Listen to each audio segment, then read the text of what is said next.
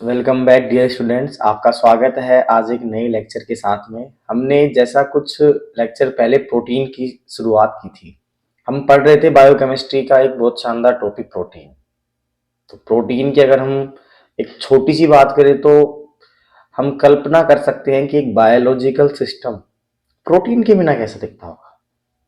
सोचिए अगर एक 100 किलो का आदमी है, अगर मैं आपको इलस्ट्रेट करूँ एक पिक्चर जिसमें ये एक 100 kg का कोई भी इंसान है, किसी को भी एज्यूम कर सकते हो जो आपके साथ में 100 किलो का हो।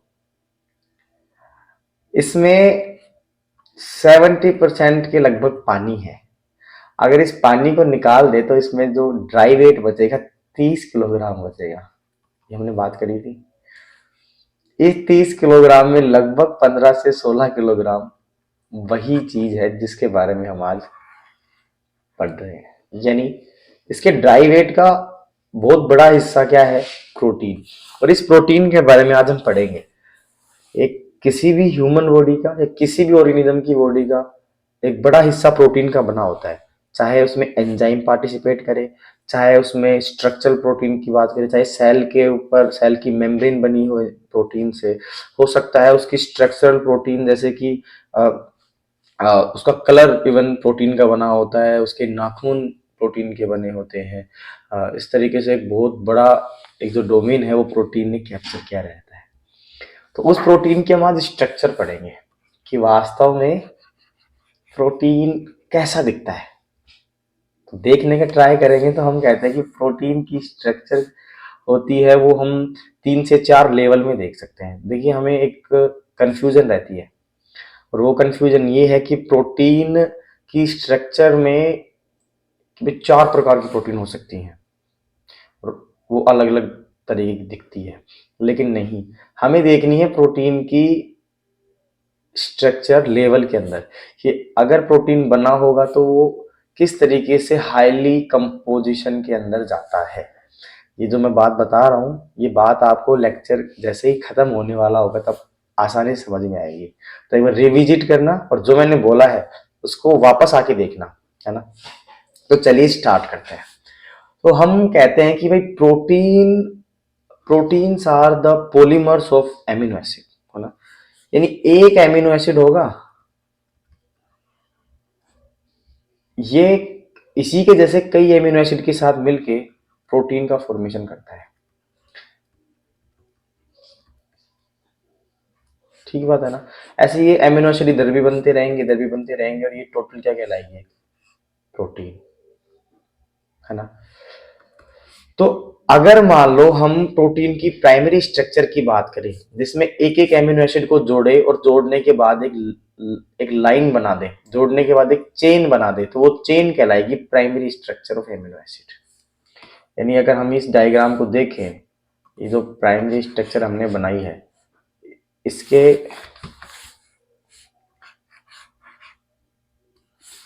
इस डायग्राम को देखें, इसमें हमें देखने को मिल रहा है कि ये ग्लाइसिन, प्रोलीन, थ्रियोनिन, फिर ग्लाइसिन, थ्रियोनिन, ग्लाइसिन, ग्लूटामाइन, फिर serine, lysine, cysteine, proline, leucine. इस तरीके से जो ये एमिनो एसिड है या ये एक दूसरे के साथ बॉन्ड के साथ जुड़ते हैं और जुड़कर इन्होंने क्या बनाई है? एक चेन बनाई है, एक लीनियर चेन बनाई है। लीनियर चेन बनाते हुए ये जो स्ट्रक्चर शो करते हैं, इस स्ट्रक्चर को बोलते हैं प्राइमरी स्ट्रक्चर। यानी जब भी हम कहेंगे कि प्रोटीन की प्राइमरी स्ट्रक्चर, तो हम वास्तव में उस लीनियर चेन की बात कर रहे होंगे जिसमें एमिनो एसिड अभी जुड़े ही हैं और जुड़ने के बाद उन्होंने क्या एक लाइन बना दी है। तो प्राइमरी स्ट्रक्चर में हमें एक विशेष चीज ये देखने को मिलती है कि मान लो मैं इस प्रोटीन की केमिकल स्ट्रक्चर बनाऊं, तो हमें पता है कि ये सब एमिनो एसिड है और एक एमिनो एसिड कॉमनली कुछ इस तरीके का दिखता है। कार्बन, कार्बन के साथ एक आर चेन, आर चेन के साथ हाइड्रोजन जुड़ सकता है, और यहाँ पे एक C double bond O H group और इसके साथ NH2 ग्रुप। ये एक टिपिकल एमिनो एसिड है और ऐसे ही एमिनो एसिड जुड़ते जुड़ते जुड़ते जुड़ते ये एक चेन का फॉर्मेशन कर रहे हैं। तो इसमें क्या बात, कैसे जुड़ रहे होंगे? ये जुड़ते हैं एक विशेष प्रकार के बॉन्ड से जिसको कहा जाता है पेप्टाइड बॉन्ड। मान लो ये बगल में मैंने इसके ही, अच्छा मैं दूसरे रंग से बनाता हूँ, ये मैंने एक और एमिनो एसिड बना दिया, इस एमिनो एसिड में इस एमिनो एसिड ने इसके साथ बॉन्डिंग दर्शाई। कैसे बॉन्ड किया होगा? ये दोनों पास में आए होंगे, ये H चला गया होगा और ऑक्सीजन चला गया होगा और इसका एक H चला गया होगा, और ये जाने के बाद यहाँ पे ये बॉन्ड शो कर रहे होंगे, यहाँ से H2 निकल गया और इस बॉन्ड को कहा जाता है पेप्टाइड बॉन्ड। यानी प्रोटीन बनाने के लिए जब एक से ज्यादा एमिनो एसिड आसपास आते हैं और पास आने के बाद वो अपने C डबल बॉन्ड OH को और NH2 को आपस में पास लेके आते हैं, वहां से एक हाइड्रोजन ऑक्साइड यानी पानी का मोलिक्यूल बाहर चला जाता है और बाहर जाने के साथ साथ वो भी एक बॉन्ड बना के चले जाते हैं। उस बॉन्ड को कहा जाता है पेप्टाइड बॉन्ड, जो दो एमिनो एसिड के बीच में बनता है। तो इस तरीके से ये एक पेप्टाइड बॉन्ड यहाँ बन गया और ये आगे भी पेप्टाइड बॉन्ड बनते रहेंगे और एमिनो एसिड जुड़ते रहेंगे। यानी यहाँ पे आपको ग्लाइसिन के साथ प्रोलीन दिख रहा होगा। इस कंडीशन में सॉरी, जो ये कंडीशन है, इनके बीच में एक पेप्टाइड बॉन्ड होगा, ऐसे प्रोलीन थ्रियोनिन के बीच में, थ्रियोनिन ग्लाइसिन के बीच में, और ये आगे चेन जुड़ती जुड़ती जुड़ती जुड़ती ये इस तरीके से एमिनो एसिड की पूरी एक चेन फॉर्म कर हो रही है और इनके प्रत्येक एमिनो एसिड के बीच में एक एक पेप्टाइड बॉन्ड बना हुआ है।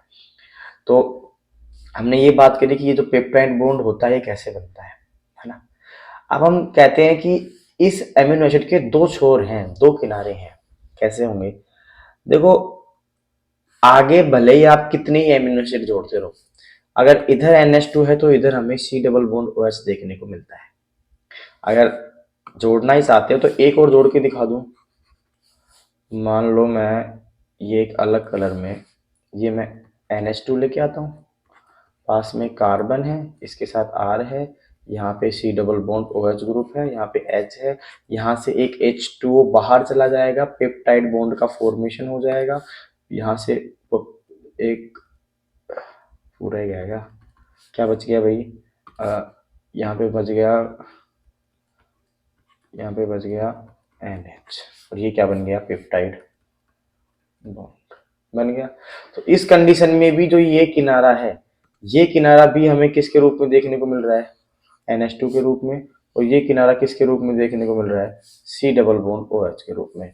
तो एक जो चेन बनती है, जिस चेन में एमिनो एसिड जुड़ते हैं, यानी ये एक एमिनो एसिड था, ये एक एमिनो एसिड है और ये एक एमिनो एसिड है, तीन एमिनो एसिड जोड़े टिपिकली हमने। तो इन तीनों एमिनो एसिड के द्वारा जो चेन बनी है, इस चेन के इस साइड में NH2 देखने को मिल रहा है, तो ये किसका छोर हो जाएगा, यानी ये इसका एक किनारा हो जाएगा, जिसको टर्मिनल बोलेंगे। तो टर्मिनल में एक ये टर्मिनल है, एक ये टर्मिनल है, यानी दो टर्मिनल देखने को मिलेंगे। इन दोनों टर्मिनलों में, एक टर्मिनल में तो NH2 शो हो रहा है, एक टर्मिनल में C double bond OH show हो रहा है। तो हम टेक्निकल लैंग्वेज में इस वाले टर्मिनल को बोलते हैं N टर्मिनल, क्योंकि NH2 में N है dominant. C double bond OH में हम इसको बोलते हैं C टर्मिनल। तो इस तरीके से जो कोई भी primary structure of amino acid, primary structure of protein देखने को मिलती है, उस प्राइमरी स्ट्रक्चर में दो टर्मिनल हमें देखने को मिलेंगे। एक टर्मिनल कहलाएगा N टर्मिनल, एक टर्मिनल कहलाएगा C टर्मिनल। हम आगे जितने भी चैप्टर्स पढ़ेंगे वहां पे प्रोटीन्स की बात आएगी तो कहीं ना कहीं हमें N टर्मिनल और C टर्मिनल के बारे में बात कर रहे होंगे। तो हमें जब भी N टर्मिनल का जिक्र आए तो ध्यान रखना कि ये उस शोर की बात कर रहे हैं, उस टर्मिनल की बात कर रहे हैं जहां पे NH2 ग्रुप रिमेनिंग था, और जहां पे C टर्मिनल की बात कर रहे हैं वहां पे C double bond OH group remaining है। तो same goes to this chain, यहाँ पे भी एलिनिन के साथ में C डबल बॉन्ड OH रहा होगा, तो ये हो जाएगा इसका C टर्मिनल, और जहां हमने ये एमिनो एसिड में ये वाला NH3 देखा है तो ये हो जाएगा इसका N टर्मिनल। ठीक बात है। इस तरीके से हमने ये देखा कि primary structure of amino acid में एक से अधिक एमिनो एसिड जुड़ते हैं, उनको जोड़ने के लिए एक बॉन्ड बनता है जिसको पेप्टाइड बॉन्ड कहा जाता है, और पेप्टाइड बॉन्ड हर दो एमिनो एसिड के बीच में बनता रहेगा और बन के एक चेन बना देता है, और उस चेन में हमें दो टर्मिनल देखने को मिलेंगे, जिसमें एक तो N टर्मिनल शो होता है और एक C टर्मिनल शो होता है। ठीक है ना। अभी इसमें और अगर हम बात करें तो देखो, इसको कहा जाता है मोनोमर। एक एमिनो एसिड मोनोमर है और ये इसकी एक पॉलीमर चेन हो जाएगी, है ना। और इस पॉलीमर चेन में पेप्टाइड बॉन्ड बन रहे हैं, तो इस चेन को हम पेप्टाइड चेन और कहते हैं, पेप्टाइड चेन। तो हम इस जिस चेन की बात कर रहे हैं उसमें ये चेन किस रूप में रहेगी, पेप्टाइड चेन के रूप में। ठीक बात है ना। तो हम primary structure of amino acid में हम देख सकते हैं किस तरीके से टर्मिनल्स बनते हैं, किस तरीके से पेप्टाइड बॉन्ड बनते हैं, किस तरीके से एमिनो एसिड एक दूसरे से जुड़ते हैं। हम आगे बढ़ते हैं प्रोटीन के अगले लेवल ऑफ स्ट्रक्चर की ओर, या फिर प्रोटीन की द्वितीयक संरचना की ओर, जिसको हम बोलते हैं secondary structure of protein. Secondary structure में हमें कुछ विशेष चीज देखने को मिलती है। मान लो ये प्रोटीन है अपनी एक लीनियर फॉर्म में है, इसको मैं मेरे चार्जर की डेटा केबल से समझाने का ट्राई करता हूँ। देखिए जब हमने, अगर आपको दिख रहा है आसानी से, तो ये मैंने एक डेटा केबल ली है जिसको हम प्रोटीन की प्राइमरी स्ट्रक्चर मान सकते हैं ना। यानी इसको बनाने के लिए एमिनो एसिड ने जुड़ जुड़ के चेन बना दी थी, जिसको हम कह रहे थे primary structure of amino acid. लेकिन अगर मान लो ये इस तरीके से घूम जाए, थोड़ा फोल्डिंग होना स्टार्ट हो जाए, तो ये इस संरचना चेंज हो रही है ना। पहले तो ऐसी थी, अभी कुछ ऐसी हो रही है। इसका कारण भी बॉन्डिंग है, इसकी इंटरनल बॉन्डिंग होती है, कैसे होती है मैं बताऊंगा।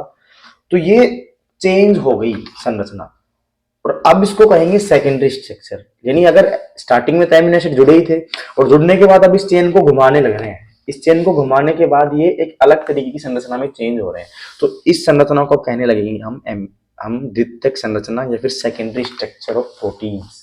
और ये कैसे बनती है इसको हम जरा बोर्ड पे समझें। तो इसको बनाने के लिए कुछ इंटरनल बॉन्डिंग जिम्मेदार होती है। इंटरनल बॉन्डिंग कैसे बनेगी, देखिए मान लो ये यहाँ पे सेम जो अभी मैंने आपको डेटा केबल से इलस्ट्रेट किया है वो डायग्राम बना हुआ है।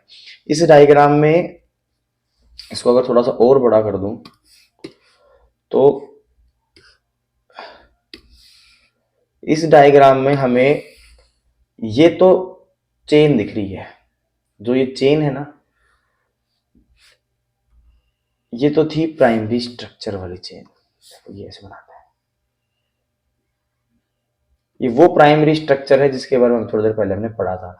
इसमें एक एक एमिनो एसिड पेप्टाइड बॉन्ड द्वारा जुड़ते हैं। जैसे एक एमिनो एसिड तो हो गया ये, यहाँ पे ये क्या हो गया, एक एमिनो एसिड। ये इस दूसरे एमिनो एसिड के साथ में यहाँ तक किस में जुड़ रहा है, इस पेप्टाइड बॉन्ड की सहायता से।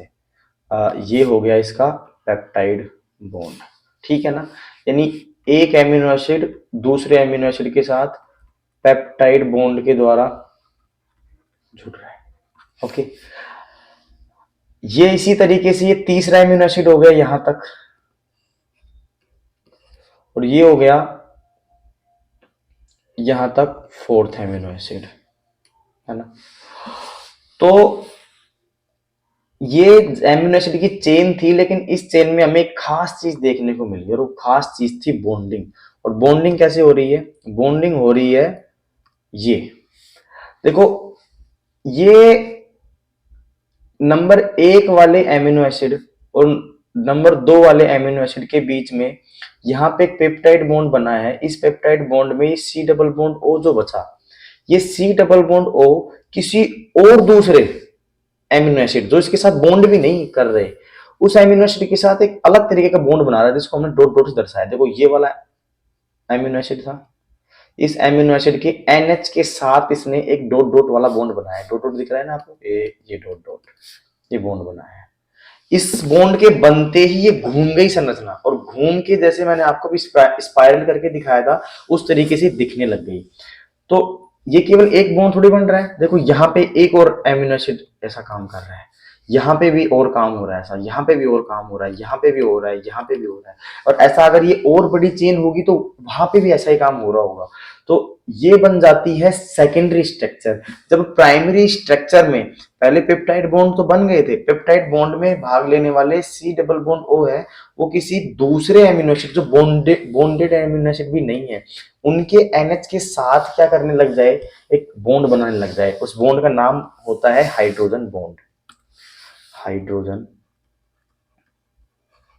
बॉन्ड। हाइड्रोजन बॉन्ड क्या होता है? हाइड्रोजन बॉन्ड होता है कि हाइड्रोजन का किसी अपने से ज्यादा इलेक्ट्रोनेगेटिव एटम के साथ एक बॉन्ड बन जाता है, उसको हाइड्रोजन बॉन्ड बोलते हैं। तो यहाँ पे हाइड्रोजन का ऑक्सीजन के साथ क्या बन रहा है? बॉन्ड। देखो जैसे ये हाइड्रोजन है, अगर मैं आपको रेड पेन से दिखाऊं तो देखो ये क्या है, एक हाइड्रोजन है, ये क्या है, एक ऑक्सीजन है, इनके बीच में बॉन्ड बन गया। देखो ये ऑक्सीजन है, ये क्या है, यहाँ पे हाइड्रोजन है, इनके बीच में बॉन्ड बन गया। इसी तरीके से ये ऑक्सीजन है, ये एक अगला अगला यहाँ पे जो बहुत आगे का कोई एमिनो एसिड है उसका हाइड्रोजन है, उसके साथ बन गया। Same goes to this, same goes to, बस इतना ही है, यहाँ पे इतने ही बॉन्ड है जिसको मैंने आपको दिखा दिया। अच्छा एक ये बच गया, इसके साथ और इसके साथ, ये हाइड्रोजन बॉन्ड बनता है। ये हाइड्रोजन बॉन्ड हमने वोटर के साथ ही पढ़े थे कि जब वोटर था ऑक्सीजन के साथ इस तरीके से संरचना बना रहा था, तो ये क्या कर रहा था कि किसी दूसरे जल के परमाणु के साथ यहाँ पे एक बॉन्ड बना रहा था, और हम इसको कह रहे थे हाइड्रोजन बॉन्ड। और ये कोवेलेंट बॉन्ड थे, ध्यान होगा आपके जब हमने पढ़े थे। तो ये हाइड्रोजन बॉन्ड है, सेम बॉन्ड यहाँ पे भी बन रहा है इस संरचना में। तो इस तरीके से ये संरचना बनती है, और इसको कहते हैं सेकेंडरी स्ट्रक्चर। तो अगर हम इसको और अगर डीप पढ़ने का ट्राई करें तो सेकेंडरी स्ट्रक्चर में भी ये एक प्रकार है कि हो सकता है कि अगर अपने पास एक linear chain of amino acid हो जिनको पेप्टाइड चेन बोल रहे हैं, वो पेप्टाइड चेन ऐसे गोल होके कोई होके घूमे, और कोई होके घूमने के बाद इस तरीके की संरचना बनाए। लेकिन हो सकता है वो कुछ अलग तरीके से भी घूम जाए। मान लो दो पॉलीपेप्टाइड चेन जुड़ जाए, अभी दो दो पेप्टाइड चेन जुड़ जाए, उसके बारे में बाद में बात करेंगे। लेकिन अभी ये मान लेना कि सेकेंडरी स्ट्रक्चर में केवल ये एक प्रकार है, और इसको बोलते हैं अल्फा हेलिक्स स्ट्रक्चर। ठीक, इसको थोड़ा सा और सुंदर लिख देते हैं, अपने पास लिखने की सामग्रियां पूरी हैं। So we will use our resources fully. So here I am going to type this। so ये इसको मैं बोलूंगा alpha helix structure.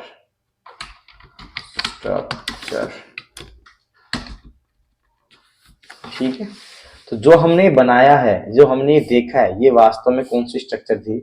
Alpha helix structure. Okay, इस अल्फा हेलिक्स स्ट्रक्चर के ऊपर काफी काम किया गया है। इसके काम में बहुत सारी बातें सामने आती हैं। एक रामाचंद्रन नाम के साइंटिस्ट थे, उन्होंने प्रोटीन पे एक सिग्निफिकेंट वर्क अपना दर्शाया है। रामाचंद्रन, जिनके रामाचंद्रन प्लॉट के बारे में पढ़ते हैं प्रोटीन को लेके, जो हो सकता है एक लेक्चर आए इसके ऊपर भी, पर अभी के लिए हम इतना ही समझते हैं कि मान लीजिए जितने हमारे राउंड होते हैं। अच्छा ये इसके हेलिक्स, वो एक हेलिक्स बोलेंगे इसको, मैं इसको साफ करता हूँ। देखो जो स्ट्रक्चर बनी है सेकेंडरी स्ट्रक्चर, और इस सेकेंडरी स्ट्रक्चर को हम क्या कह रहे हैं? Alpha helix structure. यानी हेलिक्स मतलब एक कुंडलन बन रहा है, हिंदी में कुंडलन बोलते हैं। और हेलिक्स का मतलब होता है कि यहां से स्टार्ट हुआ और ये घूमता हुआ इसने पूरा अपने हेलिक्स को खत्म कर दिया यहां तक, ऐसे ऐसे घूमते हुए ये बन गया ना, ठीक है, हेलिक्स हो गया पूरा। ठीक है, अब देखो रामचंद्रन ने कहा है कि भाई एक हेलिक्स में 3.6 एमिनो एसिड लगभग मिलेंगे। देखो हमें लगभग 3.5 ढूंढने हैं, ढूंढने देखो अलग कलर पेन से मार्क करता हूँ। यहाँ ये एक सेंटर वाला कार्बन एटम है, यहां से लेके यहां तक एक एमिनो एसिड है ना, यहां से लेकर यहां तक एक एमिनो एसिड, और यहां से लेकर यहां तक एक एमिनो एसिड। कितने हो गए? 3 हो गए ना। 1 2 3, और देखो ये जो अगला वाला है इसको अलग पेन से दर्शाएं। देखो ये यहाँ पे खत्म हो रहा है ना। तो ये अपना हो गया चौथा। तो 3 तो कंप्लीट आ गई हेलिक्स में, लेकिन चौथा है वो लगभग आधा ही आया है। तो हम कहते हैं कि 3.6 एमिनो एसिड होते हैं एक हेलिकल में। अब ये इनको हेलिक्स बोलते हैं, इसलिए इसको बोलते हैं अल्फा हेलिक्स स्ट्रक्चर।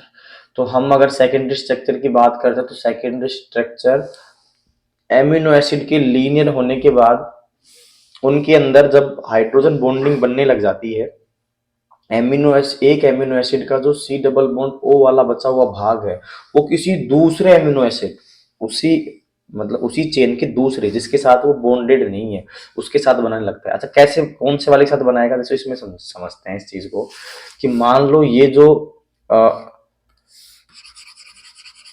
ये एमिनो एसिड है, ये वाला इसके साथ बॉन्ड के साथ जुड़ा हुआ है, लेकिन ये इसके साथ ना बना के मान लो इसके साथ बना ले हाइड्रोजन बॉन्ड, तब ये स्ट्रक्चर ऐसे कोइल होने लग जाएगी, तब बनेगी हमारी सेकेंडरी स्ट्रक्चर। तो देखो, कोइल किस दिशा में हो उसके हिसाब से हम इसको भी दो भागों में बांट सकते हैं। एक तो हमने यहाँ पे लिख रखा है राइट हैंडेड अल्फा हेलिक्स, और एक हो सकता है लेफ्ट हैंडेड अल्फा हेलिक्स। तो देखो क्या होते हैं दोनों, सीधी सीधी बात है, इसको समझने के लिए आप ऐसे मान लो, स्पाइरली घूमेगी, मतलब ऐसे ही घूमेगी, इस तरीके से ही घूमेगी, वो तो हो जाएगी अल्फा हेलिक्स। लेकिन उसकी दिशा क्या हो, तो उस कि किस दिशा में घूम रहा है उसके आधार पे हम इसको राइट हैंडेड या लेफ्ट हैंडेड भी बोल सकते हैं। देखो, दिशा ज्ञात करने के लिए आप ऐसे समझ सकते हो उसको कि आप अपना हाथ लो, हाथ को फोल्ड करो, अगर फोल्ड करके से थम्स अप दिखाना है सामने वाले को, तो अगर आपने अपने सीधे वाले हाथ से यानी राइट हैंड से किसी को थम्स अप दिखाया है, थम्स अप दिखाने के लिए जिस जेस्चर्स में, जिस पोजीशन में मैं दिखा रहा हूं आपको वैसे दिखाना है, तो वो हो जाएगा राइट हैंडेड अल्फा हेलिक्स, यानी इस दिशा में ही आपका अल्फा हेलिक्स घूम रहा होगा। अगर लेफ्ट हैंड से सेम काम करते हो तो आपका हो जाएगा left handed alpha helix. Is that clear? So आगे बढ़ते हैं हम सेकेंडरी स्ट्रक्चर के अगले वाले प्रारूप में, कि भाई अगर एक हमारी चेन बनी है जिसको हम प्राइमरी स्ट्रक्चर बोल रहे हैं, वो सेकेंडरी स्ट्रक्चर में कन्वर्ट हो रही होगी, तब ये ऐसे भी कन्वर्ट हो सकती है कि यहां पे हमें देखने को मिल रहा है ये भी एक सेकेंडरी स्ट्रक्चर है जिसमें एक चेन कुछ बॉन्ड बनाने के साथ साथ द्वितीयक संरचना दिखा रही है प्रोटीन की। कैसे दिखा रही होगी? देखो, यहाँ पे ये एक जो लाइन दिख रही है एक चेन है, किसकी? एक एमिनो एसिड की चेन है जो हमने प्राइमरी स्ट्रक्चर में बनाई थी ना, वो ये है। मैं इसको मार्क करके बताता हूँ। ये जो मैंने बॉक्स बनाया है, इस बॉक्स के अंदर जो दिख रहा है आपको, ये एक चेन है प्राइमरी स्ट्रक्चर की, और जो ये दूसरा बॉक्स बनाता हूं ये भी एक चेन है, किसकी? प्राइमरी स्ट्रक्चर की। ठीक है ना? ये दोनों प्राइमरी स्ट्रक्चर है। तो अगर एक चेन किसी दूसरी चेन के साथ जुड़ने लग जाए, कैसे जुड़ेगी? वो ही जुड़ेगी इसमें ऑक्सीजन और हाइड्रोजन के बीच में बॉन्ड बनेगा। देखो, ये एक चेन थी नंबर 1 और ये थी दूसरी चेन नंबर 2। इसमें एक चेन का जो ऑक्सीजन एटम था वो दूसरी चेन की हाइड्रोजन एटम के साथ क्या बना रहा है? Hydrogen bond. इसी तरीके से ये हाइड्रोजन किसके साथ बना रहा है? ऑक्सीजन के साथ बन रहे हाइड्रोजन बॉन्ड ही है ना। ऐसे देखो, हाइड्रोजन ऑक्सीजन के बीच में बन रहा है, हाइड्रोजन ऑक्सीजन के बीच में बन रहा है। तो इस तरीके से दो चेन जुड़ गई आपस में। अब ये प्राइमरी स्ट्रक्चर तो नहीं रही, इसमें तो दो चेन जुड़ गई है। प्राइमरी स्ट्रक्चर में तो हमने कहा था कि केवल एमिनो एसिड की एक चेन ही बनेगी, लेकिन इसमें दो चेन जुड़ने लग गई आपस में। तो अब ये बन गई एक सीट टाइप में, है ना। तो इसको बोलते हैं बीटा प्लेटेड सीट, है ना। सीट बन गई है। अब इस सीट में क्या रहेगा कि अगर एक एमिनो एसिड की चेन है वो किसके साथ जुड़ेगी? दूसरे एमिनो एसिड चेन के साथ जुड़ती रहेगी। अब दूसरी बात करें, इसके भी दो प्रकार हो सकते हैं, एक तो पैरेलल, एक एंटी पैरेलल। पैरेलल को बोलते हैं समानांतर, एंटी पैरेलल को बोलते हैं हिंदी में असमांतर। देखो कैसे, तो ये तो है हमारी पैरेलल। देखो, जो जिस वे में ये वाली चेन है उसी वे में ये वाली चेन है। देखो सेम सी चीजें है ना, पैरेलल है, एक दूसरे को काट नहीं रही, सेम तरीके से आ रही है। लेकिन ये यहाँ पे उल्टा है। जिस एरो से समझ सकते हैं, देखो ये एरो जा रहा है, ये एरो ये बता रहा है कि हमारी चेन ये तो ऊपर से नीचे आ रही है, ये नीचे से ऊपर जा रही है। मतलब अगर हम ऊपर से चलें, इसका ऊपर वाला भाग और ये वाला भाग कैसा है? समान है। और इसका ऊपर वाला भाग और ये वाला भाग समान है। तो ये तो हो गई पैरेलल पैरेलल, और ये हो गई एंटी पैरेलल। तो कुल मिला के हम इससे ये कंक्लूड कर सकते हैं कि हमारा प्रोटीन सेकेंडरी स्ट्रक्चर में जब जाता है तो दो प्रकार से जा सकता है।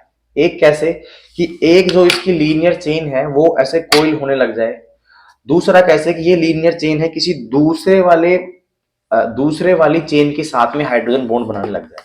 दो प्रकार से, अगर गोल घूमता है तो उसको बोलते हैं अल्फा हेलिकल, और अगर दूसरे के साथ बनाता है, दूसरी चेन के साथ बनाता है तो उसको बोलते हैं बीटा प्लेटेड शीट। तो इनके भी क्रमशः दो भाग हो सकते हैं। देखो मैं इसको अगर इस यहाँ पे समझाऊं तो मैं ये कह सकता हूं कि जो सेकेंडरी स्ट्रक्चर होती है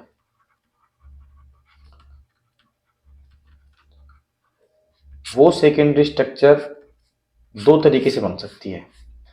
एक तो अल्फा हेलिकल हो, दूसरा बीटा प्लेटेड शीट हो। अल्फा हेलिकल बनेगी तो हो सकता है कि राइट हैंडेड बन जाए, कि जैसे जैसे राइट हैंड के मैंने उंगलियों को फोल्ड किया था उसी तरीके से फोल्डिंग आए राइट हैंडेड, और या हो सकता है लेफ्ट हैंडेड हो जाए। सेम बीटा प्लेटेड में हो सकता है कि दो चेन के दो दो एमिनो एसिड की चेन के बीच में बॉन्ड बन रहा है ना, हाइड्रोजन बॉन्ड, तो ये पैरेलल भी हो सकते हैं और एंटी पैरेलल के रूप में बन सकते हैं। तो पैरेलल बने और एंटी पैरेलल बन गए। तो आप इसका स्क्रीनशॉट ले लेना, है ना, और शॉर्ट नोट उतारते रहना। जो जो चीजें मैं बताता हूँ वो भले ही आपको नोट्स के रूप में अवेलेबल हो जाए, लेकिन आपके नोट्स में ये शॉर्ट नोट के रूप में होनी चाहिए चीजें। अगर जो चीजें मैं लिख के भी मेंशन नहीं करता, उन चीजों को आप, और वो आपको नहीं आती मान लीजिए, तो उनको आप छोटे फॉर्म में अपनी नोटबुक के अंदर रख लो, है ना। और वो नोट्स जो यहाँ से बना रहे हो वैसे बनाने हैं जो आपके दादा परदादा, आपके पोते पड़पोते को नहीं दिखाने हैं, ऐसे नोट्स बनाने हैं, है ना। तो इस चीज का ध्यान रखें। दूसरा, अगर आप लेक्चर ले रहे हो, लेक्चर लेते लेते आपको कोई भी डाउट आता है तो feel free to ask in comment box, मतलब कमेंट जरूर करें। जितने भी लोग आप देख रहे हो इसको, जहां तक मेरी आवाज जाती है वो सभी कमेंट में जाके क्या लिखेंगे, कोई सवाल पूछूंगा आगे, उस सवाल को कमेंट बॉक्स में लिखेंगे, है ना। ठीक है। अच्छा, सवाल के साथ साथ एक होमवर्क भी है कि आपको एक एक चेन लेनी है। चेन इट मीन्स होगा एक रस्सी लेनी है, तो सिम एक एक रस्सी हो, नाड़ा ले लेना, नाड़ा। उससे आपको हेलिकल बना के भी देखना है उससे, और ऐसे दो रस्सी लेके उससे आपको ये देखना है कि प्लेटेड शीट कैसे बन सकती है। ठीक है, अब आगे बढ़ते हैं क्योंकि उससे आगे का भी काम करना है उन्हीं नाड़ों से। कैसे होगा देखो, हम बात करते हैं टर्शियरी स्ट्रक्चर ऑफ प्रोटीन की, है ना। क्योंकि अभी हमने क्या लिया था स्टार्टिंग में, एक एमिनो एसिड को जोड़ जोड़ के एक चेन बनाई थी। अब उस चेन को सेकेंडरी स्ट्रक्चर का नाम देके हमने कहा था कि या तो ये चेन गुथने लग जाए हेलिकल के रूप में, गोले के रूप में, या फिर दो चेन के साथ क्या बनाने लग जाए, बॉन्ड बनाने लग जाए। ये तो बात करी थी। अब हम कहते हैं कि आगे कुछ और हो सकता है इसके साथ, इसी चेन के साथ आगे कुछ और होने वाला है, और उस वाली स्ट्रक्चर को कहेंगे टर्शरी स्ट्रक्चर। टर्शरी मतलब तीसरे प्रकार की, तृतीयक संरचना। देखो क्या हो रहा होगा, इस तरीके से हमारे पास एक स्टार्टिंग में क्या बनी थी, एमिनो एसिड की चेन, और वो चेन सेकेंडरी स्ट्रक्चर में इस तरीके से फोल्ड हो गई, और फोल्ड होने के बाद अब इससे बनानी है हमें टर्शियरी स्ट्रक्चर। तो देखो ये फोल्डिंग इतनी ज्यादा हो जाए, और फोल्डिंग होने के बाद जो सीट थी वो गुथने लग जाए। मान लो, थोड़ी देर मान के चलना कि ये दो दो वायर है, दो वायर प्लेट के रूप में, है ना। ये दो वायर और गुथने लग जाए आगे, और ये जो स्ट्रक्चर बनाएंगे अब, इसको बोलेंगे टर्शियरी स्ट्रक्चर ऑफ प्रोटीन। ये क्या है इसकी टर्शियरी स्ट्रक्चर, समझ गए। अंतर समझ में आना चाहिए तीनों स्ट्रक्चर के बीच में। पहली स्ट्रक्चर तो ऐसी थी, दूसरी स्ट्रक्चर ऐसी थी काइंड ऑफ, और तीसरी स्ट्रक्चर में गुथ मुथ के काम इस तरीके से हो गया। ये टर्शियरी स्ट्रक्चर है। तो इस डायग्राम में भी आप देख सकते हो कि डायग्राम में ये जो चित्र है, इस चित्र में ये जो डायग्राम है, इस डायग्राम में आप देख सकते हो, देखो ये प्राइमरी स्ट्रक्चर थी, ये सेकेंडरी स्ट्रक्चर थी, ये और घुटने लग गई, देखो टेढ़ी मेढ़ी ऐसे होने लग गई, और ये एक संरचना बनाती है जिसको बोलते हैं टर्सरी स्ट्रक्चर, है ना। इसको हम पॉलीपेप्टाइड चेन और बोल रहे हैं। पॉलीपेप्टाइड चेन कैसे, हमने कहा था कि एमिनो एसिड मिल मिल के एक चेन बनाते हैं पेप्टाइड बॉन्ड के साथ जुड़ जुड़ के, इसको बोलते हैं पेप्टाइड चेन। और अगर ऐसी और चेन जुड़ जाए इसके साथ, एक से ज्यादा जुड़ गई तो पोली बोल सकते हैं, तो हो जाएगी पॉलीपेप्टाइड चेन। तो वास्तव में प्रोटीन्स पॉलीपेप्टाइड चेन के ही बने होते हैं, है ना। तो इस तरीके से हमें एक पॉलीपेप्टाइड चेन मिल रही है, प्रोटीन की टर्सरी स्ट्रक्चर मिल रही है ना। तो हमें टर्सरी स्ट्रक्चर तक की जानकारी हो गई। अब हमें चौथे नंबर पर जाना है, फोर्थ नंबर पे जाना है, जिसको कहते हैं क्वाटरनरी स्ट्रक्चर। और क्वाटरनरी स्ट्रक्चर इसी डायग्राम से हम आराम से समझ सकते हैं।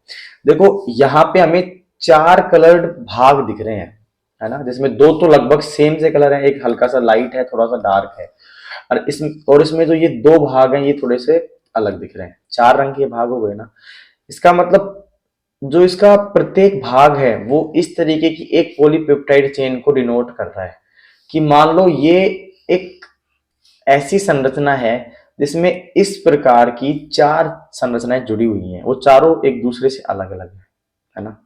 तो जब एक प्रोटीन बनती है, उस प्रोटीन में ऐसी पॉलीपेप्टाइड जो चेन की एक टर्सरी स्ट्रक्चर बनी है, वो अलग अलग प्रकार की आपस में असेंबल होके फिर एक पूरी कंप्लीट यूनिट बनाती है, जो एक फंक्शन को परफॉर्म करने में हेल्प करती है। तो वो एक कंपोजिशन जिसमें एक से ज्यादा सब यूनिट जुड़ती हैं, ऐसी टर्सरी स्ट्रक्चर की एक से ज्यादा सब यूनिट जुड़ती है, और उसका असेंबल्ड भाग जैसा दिखाई देता है, वो क्या कहलाती है, क्वाटरनरी स्ट्रक्चर। समझ गए। तो इसको हम कहेंगे, ये जो क्वाटरनरी स्ट्रक्चर कहेंगे, इस क्वाटरनरी स्ट्रक्चर में जो फंक्शनल भाग बनता है, उस फंक्शनल भाग में एक से ज्यादा सब यूनिट्स होती हैं। उन सब यूनिट्स को बोलते हैं मोनोमर। क्या बोलते हैं, मोनोमर।